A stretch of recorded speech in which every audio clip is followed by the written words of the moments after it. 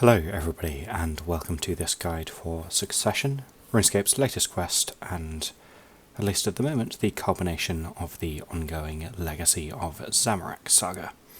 We're going to kick things off by talking to the soon-to-be-crowned Basilissa, who is in her throne room up in Falador Castle.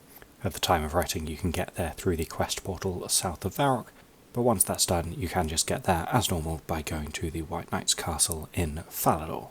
She'll be very worried about everything Bilrak is planning, so we're going to go on a little trip with her to see if we can uncover what's going on. Going to begin by heading to Centerston.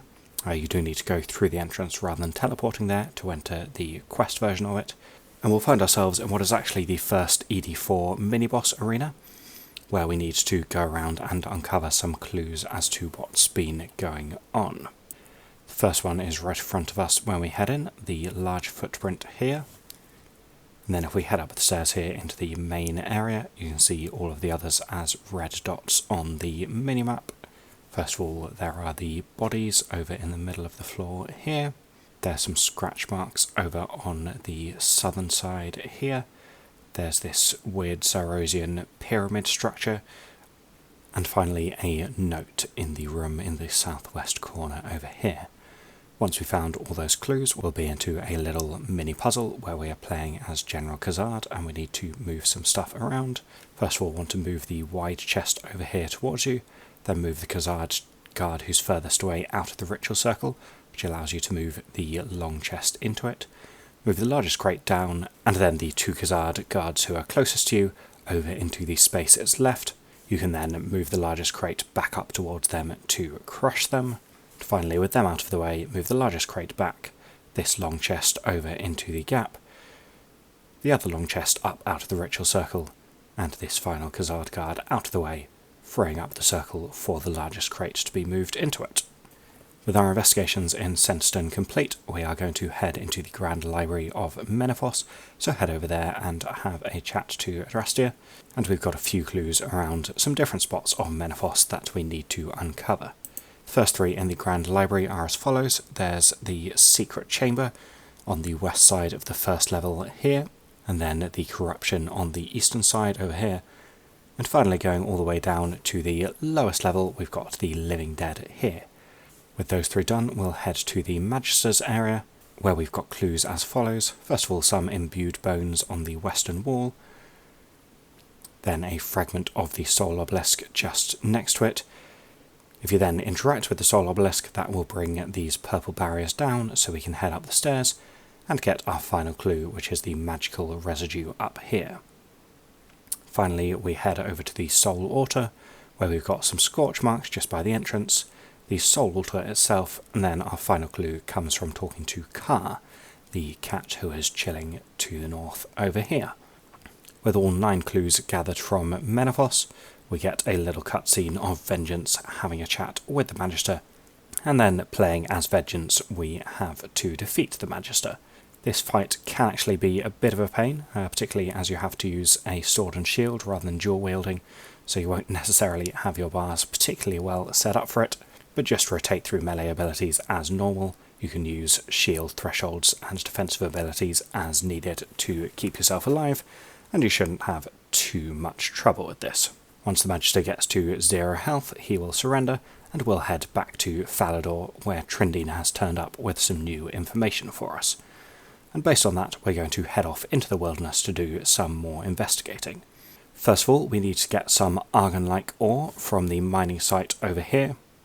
It's just over the border from the lumberyard, kind of directly between that and the Demonheim entrance. Need to mine 28 of that. When we've got all of that, we head to the ruins just next to the wilderness crater over here. And there's a furnace over on the western side where we can make all the ore we've just mined into bars. And finally we want the anvil, which is just the northwest of the major arena all the way up here.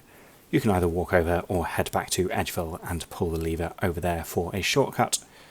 And use the anvil here to make a full set of armour. Once you've got that complete, we'll head to the mage training arena and have a chat to Vengeance, who is waiting by the entrance. The answers you need to the 3 questions are as follows. First of all, I wait for orders. Secondly, chase after them. And thirdly, when she asks you to kill your friend, you refuse. With those 3 answers down, she will let you through, and you get to do some fighting of some monsters. We get 4 waves of enemies here. Again, we're restricted to using just a sword and shield, which is a bit of a pain, but in the first couple of waves, every time you defeat an enemy, they will drop some health orbs to keep you healthy, and you can use prayer and auras if needed to give yourself a little bit of a boost. I'd recommend saving a reasonable amount of your prayer points for the 3rd and final wave, because your opponent here, Mal the Malatops, has pretty high defense, and so it can be a bit of a pain if you haven't got any prayer left. With the 3rd wave out of the way, we get some space to explore the arena, where once more we're hunting for clues. First of all, we want the scuff marks right next to the entrance over here. Then there are 2 conversations to eavesdrop on, one on either side, and some scorch marks in the middle of the arena here. Once you've investigated all the clues, you'll work out that something is going on in the Mage Arena shop, so we will head through there and find this ritual marker, and we need to try and sabotage it using stuff we can find around the area. The items you need are as follows. First of all, grab the rune pouch from the southeastern wall over here. Search the pouch to get a single fire rune, and then you can use the white pouch with the dust over to the north to get a pouch of white dust. Adrastia will suggest you break the fire rune into pieces, so use it on one of the sharp rocks that surrounds to do just that. Then give it her so she can imbue it with some magic. Use the imbued fire rune fragments on the ritual marker to sabotage it, and then we just need to camouflage it. So take your pouch of white dust, use it in the pool that you came in through all the way to the south to get a pouch of grey paste, and then use that on the ritual marker to camouflage it. With all of that out of the way, we'll get a nice little cutscene of Bilrak and co trying to perform the ritual and everything going wrong, and we'll find ourselves back in the Falador throne room preparing for the coronation. There's one more task we need to do, which is working out a seating arrangement for the 4 ambassadors. They'll all have their own seating preferences if you want to chat to them, but the final arrangement you want is as follows. The Asgardian ambassador should be furthest on the left, the Kandarian ambassador next on the left, the Menethite ambassador furthest on the right, and finally the Misthalin ambassador nearest on the right. With all of that done, we will be into a bizarrely long cutscene where we have to watch her giving a very, very long speech. But this will be interspersed with cutscenes of what's going on with Moya and Bilrak, where we have to play as Moya and kill a few more enemies. These are pretty straightforward fights.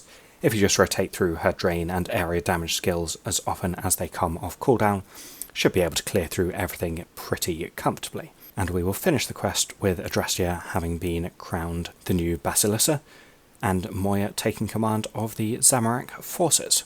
We get some very nice rewards from the quest, a little bit of combat experience, but more importantly we get the new dive ability, which allows you to bladed dive without requiring you to switch to melee weapons, which is a really nice quality of life improvement.